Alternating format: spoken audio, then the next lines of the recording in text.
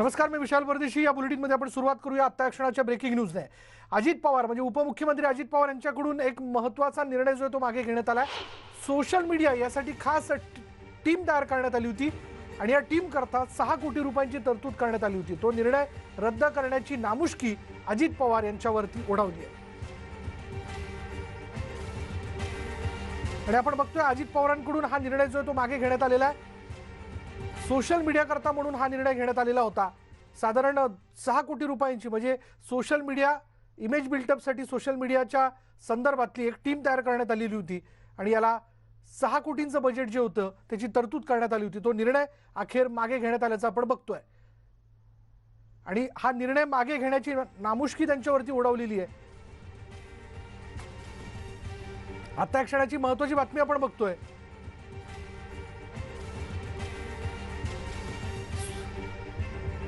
Social मीडियासाठी 6 कोटींची तरतूद त्यांनी केली होती आणि हा निर्णय जो आहे अखेर त्यांना मागे घ्यावा लागला. आपल्याबरोबर विधान परिषदेचे विरोधी पक्षनेते प्रवीण दरेकर आहेत. प्रवीण दरेकरजी, काय म्हणाल आपण याबद्दल?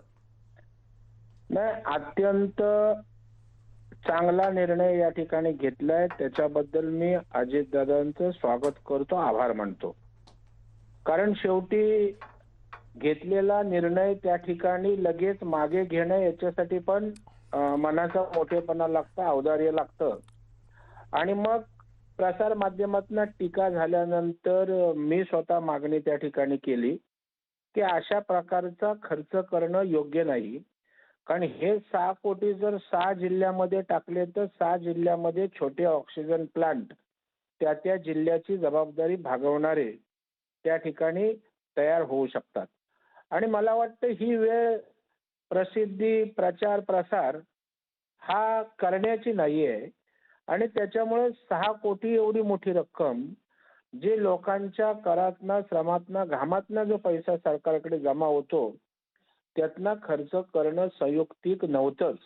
आणि त्याच्यामुळे जर अजितदादांनी स्वतःहून सोशल मीडियाच्या त्या टीमसाठी केलेली प्रस्तावित तरतूद त्या ठिकाणी मागे घेतली असेल तर ती निश्चितच या ठिकाणी स्वागतार्ह आहे. कारण सोशल मीडियात जो तो आपापल्या परीनं करत असतो. सरकार म्हणून खर्चच करायचा असेल तर मी सांगितलं की आदिवासी विभागांमध्ये आजही त्या ठिकाणी या लसीकरणासंदर्भात, कोरोना संदर्भात अज्ञान आहे. लोक या ठिकाणी बरोबर, त्यांच्या जागृती करता म्हणून जे कॅम्पेन करणं फार आवश्यक आहे किंवा आरोग्य व्यवस्थेवरती हा खर्च होऊ शकतो. धन्यवाद प्रवीण दरेकरजी आमच्याशी बोलल्याबद्दल.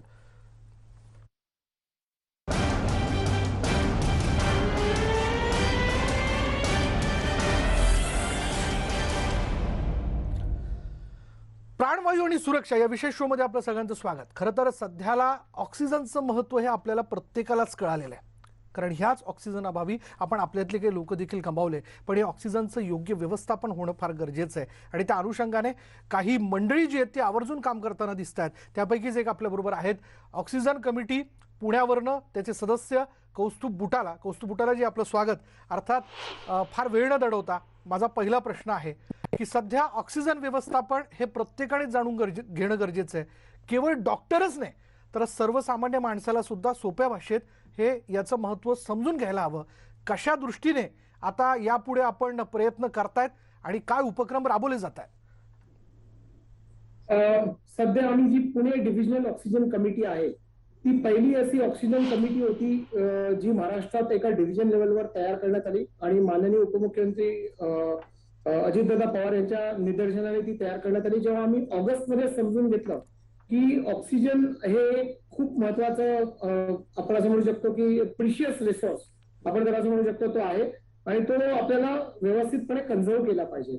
आणि त्यावेळी कमिटी झाल्याने आम्ही सगळ्यात प्रथम त्यावेळीपासून ऑक्सिजन विनिंग प्रोटोकॉलच्या मागे लागलो आणि पुढे स्टेट टास्क फोर्सनी त्याच्यासाठीचे काही मार्गदर्शक तत्वे जी आता दिलेली आहेत.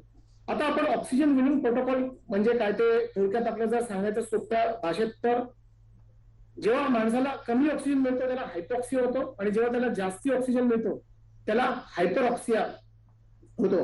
आणि दोन्ही गोष्टी माणसासाठी चांगल्या नाहीये. ऑक्सिजनला मेडिकल क्लासिफिकेशन मध्ये एसेन्शियल ड्रग असे क्लासिफिकेशन करण्यात आलेले आहे. म्हणजे ड्रग म्हटल्यानंतर, एसेन्शियल ड्रग म्हटल्यानंतर ते योग्य प्रमाणातच माणसाला तो मिळाला पाहिजे. बरोबर. जास्ती मिळाल्यास अडचण होऊ शकते.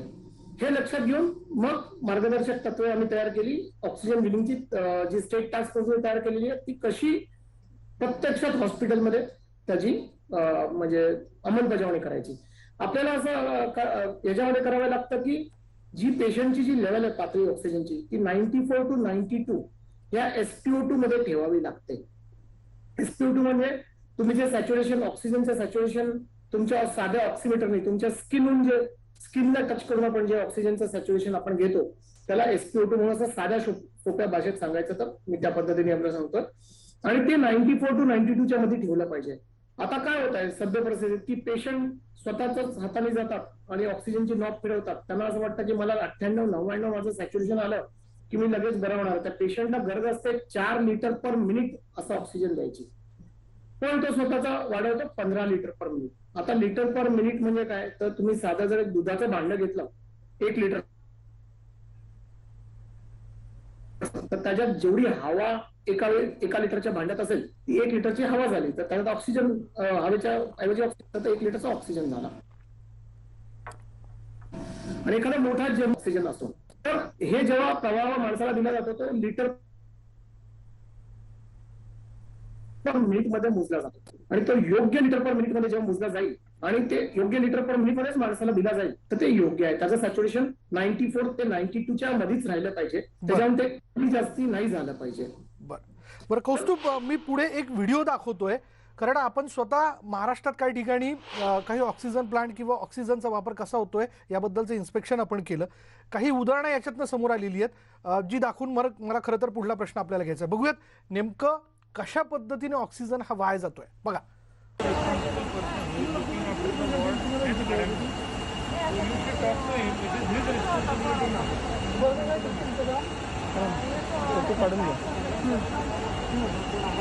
मॅडम फोटो निकालो. फोटो काढा.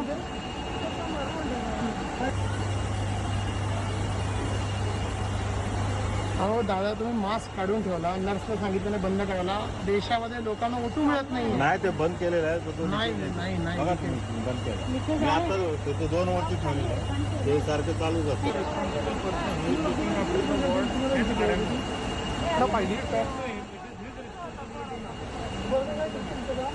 आता कौस्तुभ यांच्याकडे आपण पुन्हा एकदा जाऊयात. कौस्तुभ, ही 2 उदाहरणं आपण थोडक्यात जाणून घेतली. एक महिला आहे ज्यांचं खरं तर ऑक्सिजन सॅच्युरेशन हे जास्त आहे पण तरी त्यांनी ऑक्सिजन लावलेला आहे, बरोबर. आणि दुसरे ग्रस्त असेल की त्यांनी थेट मास्कच बाजूला काढून ठेवलाय आणि ऑक्सिजन सुरू आहे. आपण जेव्हा ऑक्सिजन बचतची चर्चा करतोय तर छोट्या छोट्या पातळींवरती काळजी घ्यायला हवी नको का? हो नक्कीच. म्हणजे ऑक्सिजन वाचवायचा असेल तर अगदी प्रत्येक पेशंटचं ऑक्सिजनचं सेटिंग हे नीट असलं तरच पेशंट ऑक्सिजन वाचू शकतो. आणि तुम्हाला विश्वास बसणार नाही, अशा ऑडिट्स मध्ये आमच्या लक्षात आलं की 30 ते 35% ऑक्सिजन हा वाया चालला होता. बापरे. पण लोकांना त्यांची आम्ही जाणीव करून दिली आणि त्यानंतर लोकांनीही मग आपल्याला त्यात सहकार्याची भूमिका घेतली. आम्ही आमच्या पहिल्या ऑडिटमध्ये जवळजवळ 300 बेड्सवर स्वतः चालू, माझ्यासोबत काही ससूनचे डॉक्टर्स होते, आमच्यासोबत आमचे विजय देशमुख साहेब ऍडिशनल कलेक्टर पुणे जे आमच्यासोबत आमच्या या कामात आहेत ते आम्ही सगळे एकत्र काम करतो ते होते. आणि आम्ही 600 बेड्स पैकी 300 बेडवर स्वतः चालून आम्ही बघितलं तेव्हा 30% 35% ऑक्सिजन वाचू शकेल अशी परिस्थिती होती. चुकीच्या पेशंटना ऑक्सिजन दिला जात होता काही ठिकाणी लिटर पर मिनिटची वाढवून ठेवली होती, ज्याला गरज नाही तेवढा ओटी होता. काही ठिकाणी मास्क असेच जेवताना वगैरे बाजूला ठेवून दिले होते आणि ऑक्सिजन चालू होतं. आणि हे फक्त एखाद्या हॉस्पिटलमध्ये नाहीये, तर आत्ताच आम्ही जम्मू आणि काश्मीरमध्ये बघितलं. बाकी आम्ही महाराष्ट्राच्या इतर ठिकाणी बघतोय, बाकी राज्यांच्यात बघतोय, पंजाबमध्ये बघतोय. सगळ्या ठिकाणी अशा प्रकारचं ऑक्सिजनचं वेस्टेज चालू आहे. कारण आपल्या देशाला ऑक्सिजन विलिंग प्रोटोकॉलची माहिती खरं तर लोकांपर्यंत पोहोचली नाही आणि अत्यंत स्तुत्य उपक्रम आहे. आज आपण करताय की ही माहिती आपण अख्ख्या महाराष्ट्रापर्यंत घेऊन जाताय की ऑक्सिजन बिल म्हणजे काय. थोडक्यात आपल्याला सांगायचं तर दर 2 तासाला जाऊन पेशंटचा ऑक्सिजन मोजा. जर त्याची 94 किंवा 94 पेक्षा जास्ती पातळी असेल तर ऑक्सिजन टप्प्याने कमी करताना दर 10 मिनिटांनी पुन्हा जाऊन पेशंटचं सॅच्युरेशन बघा की त्याला हायपॉक्सिया म्हणजे त्याचे सॅच्युरेशन 92च्या खाली तर जात नाहीये, त्याला 94 ते 92च्या मध्ये आपण स्टेबल केलं पाहिजे. हे ऑक्सिजन बेडसाठी लागू होतं. जेव्हा आपण व्हेंटिलेटर मध्ये जातो तेव्हा थोडेसे अजून कॉम्प्लिकेशन्स आहेत की तुम्हाला काही वेळा पेशंटचं ऑक्सिमीटरनी व्यवस्थित रिडिंग येत नाही, मग त्यावेळी तुम्हाला एबीजी वापरून तुम्हाला त्याच्या PO2 ची पातळी तुम्हाला घ्यावी लागते आणि मग त्याचं जे सेटिंग आहे ते आपल्याला करावं लागतं.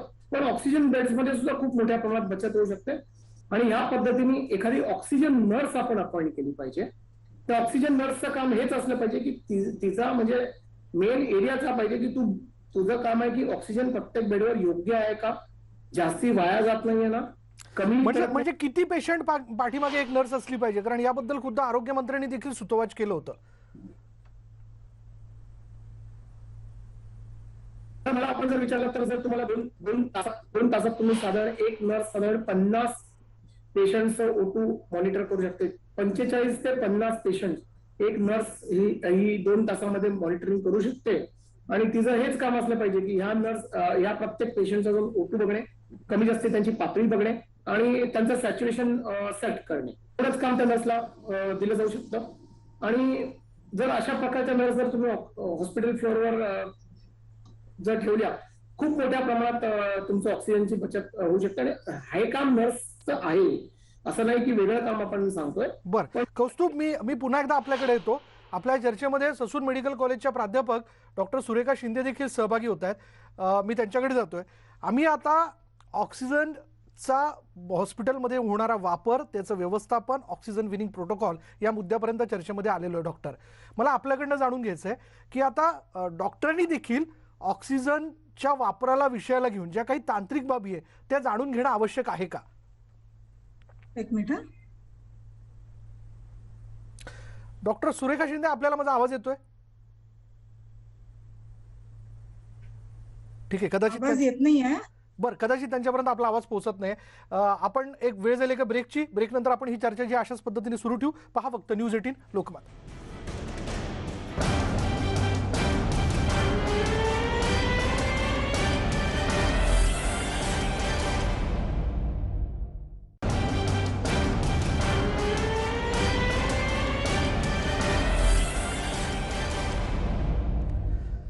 ब्रेक नंतर प्राणवायू आणि सुरक्षा यामध्ये थेट मी जातोय ससून मेडिकल कॉलेजच्या प्राध्यापिका डॉक्टर सुरेखा शिंदे आपल्याबरोबर. डॉक्टर, मला थेट हा प्रश्न जो आहे तो म्युकरमायकोसिस या विषयाला घेऊन विचारायचा आहे. आता तुम्ही म्हणाल थेट ऑक्सिजन व्यवस्थापनावरनं मी यावरती का आलो, ते या अर्थाने आलो की ऑक्सिजनसाठी असणारी जी एक बाजूला असणारं एक साधन असतं, बॉटल जी असते, त्यामध्ये डिस्टिल वॉटर असावं असा एक नियम आहे किंवा ते आपण खरं तर पाळलं पाहिजे.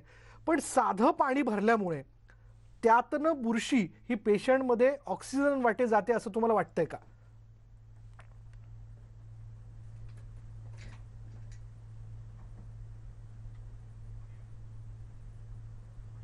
बरं, डॉक्टरांचा आवाज आपल्यापर्यंत पोहोचत नाहीये. पण मी पुन्हा एकदा जातोय कौस्तुभ बुटाला यांच्याकडे. कौस्तुभ, डॉक्टरांच्या प्रश्नाचं उत्तर तर मी त्यांच्याकडनं घेईलच, पण आता आपण पुन्हा एकदा येऊयात की आता खरं तर लोकांना ऑक्सिजन. बरं, डॉक्टरांचा आवाज आपल्यापर्यंत पोहोचला, त्यांच्याकडे आपण जाऊयात. हा डॉक्टर, माझा प्रश्न आपल्याला लक्षात आलाच असेल, काय उत्तर आहे त्याचं? हा, आपण जे म्युकरमायकोसिस बद्दल आता म्हणतात, हे सध्या is quite a talk in the town. म्हणजे खूप सारं वर्तमानपत्रात किंवा पुस्तकात किंवा आमच्या सगळ्या मेडिकल ह्याच्या जार्गन्समध्ये हे खूप मोठी गोष्ट आहे म्युकरमायकोसिस आणि कोविड याचा. तर म्युकरमायकोसिस ही काही नवीन गोष्ट नाही आहे. ही म्युकरमायकोसिस केव्हा होते, जेव्हा पेशंटच्या शरीरातली प्रतिकारशक्ती कमी होते, रोगप्रतिकारशक्ती, आणि जी केव्हा कमी होते अशा काही कंडिशन्स आहेत की डायबिटीस आहे किंवा कॅन्सर पेशंट्स आहेत किंवा पेशंट ही लॉंग टर्म स्टेरॉइड्स अशा आपल्या औषधांवर आहेत. तर जेव्हा लंग्स आपले खराब असतात, म्युकरमायकोसिस जेव्हा म्हणतो आपण, कोविड मधले लंग्स हे खराब असल्यामुळे आपण त्यांना स्टेरॉइड देतो. स्टेरॉइड हे लाईफ सेव्हिंग आहेत कोविडमध्ये. पण ऍट द सेम टाइम या जर पेशंटला डायबिटीस असेल तर डबल ट्रबल जो आपण म्हणतो की डायबिटीस. मग मी जो प्राणवायूशी संबंधित तुम्हाला प्रश्न विचारलाय की जे पाणी भरलं जातं ते डिस्टिल वॉटर असावं, त्यातनं काही ट्रान्सफर होत नाही बुरशी? तर होऊ शकते, म्हणजे याच्यावर आपल्याला खूप सारे एव्हिडन्स पाहिजे. पण जेव्हा आपण म्हणतो की पेशंटला आपण ऑक्सिजन देतो, त्या पाण्यामध्ये आपण ह्युमिडिफिकेशन करतो, ते स्वच्छ असणं हे रूल आहे हा. तो असलाच पाहिजे की म्युकरमायकोसिस होईल म्हणून आपण पाणी स्वच्छ ठेवलं पाहिजे असं काही नाहीये. ते केव्हाही स्वच्छच असलं पाहिजे. त्यासाठी आपण स्टराईल वॉटर वापरतो. स्टराईल वॉटर जर अवेलेबल नसेल तर आपण डिस्टिल्ड वॉटर वापरतो आणि तेही जर अवेलेबल नसेल तर आपण बॉइल्ड वॉटर किंवा मग आरो वॉटर वापरतो. कमीत कमी पेशंटला जास्तीत जास्त सेफ्टी मिळावी, कमीत कमी रिसोर्सेस मध्ये. तर प्रत्येक वेळेस स्टराईल वॉटर वापरणं शक्य नसतं. कोविडमध्ये आपण 100, 150, 200, 1000 पेशंटला आपण ऑक्सिजन वापरत असतो ह्युमिडिफिकेशन. पण जर कदाचित पेशंटच्या रोगप्रतिकारक शक्तीमध्ये खूप सारी घट झाली असेल तर कुठल्याही छोट्याशा घटनेने सुद्धा पेशंटला खूप मोठं इन्फेक्शन होऊ शकतं आणि म्युकरमायकोसिस त्यातलं एक आहे. त्यामुळे always you have to be very very particular. तुम्ही स्वच्छच पाणी वापरावं पेशंटला. आणि अजून एवढा एव्हिडन्स मिळालेला नाही आहे की आपण ही वॉटर खराब आहे म्हणून किंवा ऑक्सिजनचं पाणी खराब आहे पण पाणी हे शुद्ध असावं हे क्रमप्राप्त आहे या सगळ्या प्रक्रियेमध्ये. येस, अगदी अगदी बरोबर आहे. आणि नॉट ओन्ली म्युकरमायकोसिस, प्रत्येक ह्याच्यासाठी पेशंटच्या सेफ्टीसाठी पाणी स्वच्छच असलं पाहिजे, बॉटल स्वच्छच असली पाहिजे, रोजच्या रोज धुतली गेली पाहिजे कुठल्याही आजारासाठी. आता मी आता जातोय कौस्तुभकडे. कौस्तुभ, आता आपण करत असलेल्या प्रयत्नांकडे येऊयात. काय सध्या आपण करतोय? असं देखील ऐकायला मिळतंय की काही इंजिनिअरिंग कॉलेजचे प्राध्यापक आपण प्रशिक्षित करतोय ऑक्सिजन ऑडिट या विषयाला घेऊन. काय नेमके प्रयत्न? 1, 2, 3 जरा थोडक्यात स्पष्ट करा. पहिल्यांदा आपल्याला सांगू इच्छितो की डॉक्टर सुरेखा शिंदे सुद्धा आमच्या टीम मध्ये आहेतच. आम्ही सगळ्या मिळून आतापर्यंत जवळजवळ 450 हॉस्पिटल्सना आम्ही ट्रेनिंग दिलेलं आहे ऑक्सिजन विनिंग प्रोटोकॉल बाबत. आता नुसतंच आपण थोडक्यात विनिंग बघितलं, पण बाकी बऱ्याच ठिकाणी लिकेजेस असतात ऑक्सिजनचे. काही मेकॅनिकल इश्यूज आहेत, काही इंजिनिअरिंग इश्यूज आहेत आणि ह्या सगळ्याशी संबंध येतो इंजिनियर्सचा. म्हणजे सगळं काही डॉक्टर बघत नाहीत हॉस्पिटलमध्ये. तर बायोमेडिकल इंजिनियरची खूप मोठी जबाबदारी असते की प्राणवायू योग्यपणे पेशंटच्या बेडपर्यंत पोहोचला पाहिजे. मग हे जे इंजिनिअरिंगचा सेक्शन आहे ते काही डॉक्टर्स बघू शकत नाही, त्यासाठी इंजिनियर्सच पाहिजे. मग त्याचं ऑडिट करायला आता आपल्याकडे लगेचच काही एवढे बायोमेडिकल इंजिनियर्स नाही आहेत. मग आपण जे मेकॅनिकल, इलेक्ट्रॉनिक्स, इन्स्ट्रुमेंटेशनचे जे प्राध्यापक वेगवेगळ्या पुण्यातल्या कॉलेजेसमध्ये आहेत, असे आतापर्यंत आपण 170 लोकांना आपण ट्रेन केलं. त्यानंतर आपल्याला असं लक्षात आलं की त्यातल्या काही लोकांचं एज जास्ती आहे किंवा काही लोकांनी ज्यांनी व्हॉलंटिअर केलं ते कोमॉर्बिड आहेत. ते कमी करून जवळजवळ आता 110 लोकांची गव्हर्नमेंट ऑर्डर काढत आहे. ऍडिशनल कलेक्टर विजयजी त्याची ऑर्डर काढत आहेत. आणि त्याच्यानंतर आता उद्या आम्ही पुन्हा अजून 100 इंजिनिअरिंग कॉलेजेसच्या प्राध्यापकांना ट्रेन करत. आम्ही नक्की कशात ट्रेन करणार सांगायचं तर LMO जर लिक्विड मेडिकल ऑक्सिजन म्हटलं तर त्याच्यात अनेक बाबी येतात. जसं लिक्विड मेडिकल ऑक्सिजनचा मोठा टँक येतो, त्याचा वेपरायझर येतो, त्याचा एक प्रेशर रिड्युसिंग व्हॉल्व येतो, प्रेशर रिडक्शनसाठी व्हॉल्व येतो. कारण जेव्हा प्राणवायू हा लिक्विड फॉर्म मध्ये असतो तेव्हा -183 डिग्री सेल्सिअस पेक्षा खालच्या टेम्परेचरला तो असतो. आणि जेव्हा वेपरायझर मध्ये आपल्या ऍटमॉस्फेरिक आपण ज्याला म्हणतो अँबियंट टेम्परेचरच्या जेव्हा तो संपर्कात येतो तेव्हा तो पटकन 860 पट वाढतो. त्यामुळे प्रचंड दाब तयार होतो. मग तो दाब तयार करायला PRB असतो. ह्या सगळ्या जर सिस्टम नीट नाही तपासल्या तर योग्य प्रेशर, कमी किंवा जास्ती प्रेशर जर वॉर्डमध्ये गेलं तर कमी प्रेशर गेल्यास रुग्णांच्या जीवाला धोका संभवतो. म्हणजे गोव्यातली जी घटना आहे त्याचं उदाहरण असू शकतं का? हो, नक्कीच. गोव्यातली हीच घटना आहे की 2 ते 6च्या मध्ये म्हणजे एकूणच कौस्तुभ आणि डॉक्टर सुरेखा शिंदे आपल्या संवादातून एकतर लक्षात आलं की प्राणवायू आणि सुरक्षा या दोन्ही मुद्द्यांमध्ये एक गोष्ट लक्षात घेतली पाहिजे की प्राणवायू सांभाळून फार वापरणं गरजेचं आहे, तो वाया जाता कामा नये. आणि दुसरी गोष्ट, पेशंटच्या संदर्भात प्राणवायू त्याच्यापर्यंत पोहोचवत असताना तांत्रिकदृष्ट्या आता डॉक्टरांपासून सर्वसामान्य लोकांपर्यंत सगळ्यांनाच त्यातल्या बाबी जाणून घ्याव्या लागणार आहेत. त्याचं थोडंफार का होईना बेसिक प्रशिक्षण आपण घेणं फार आवश्यक आहे. धन्यवाद आपल्या दोघांचं. आज तुम्ही फार महत्त्वाची माहिती खरं तर आमच्या शोमध्ये देऊ केलीत. यानंतर या शोमध्ये इथेच थांबणार आहोत. पहा फक्त न्यूज 18 लोकमत.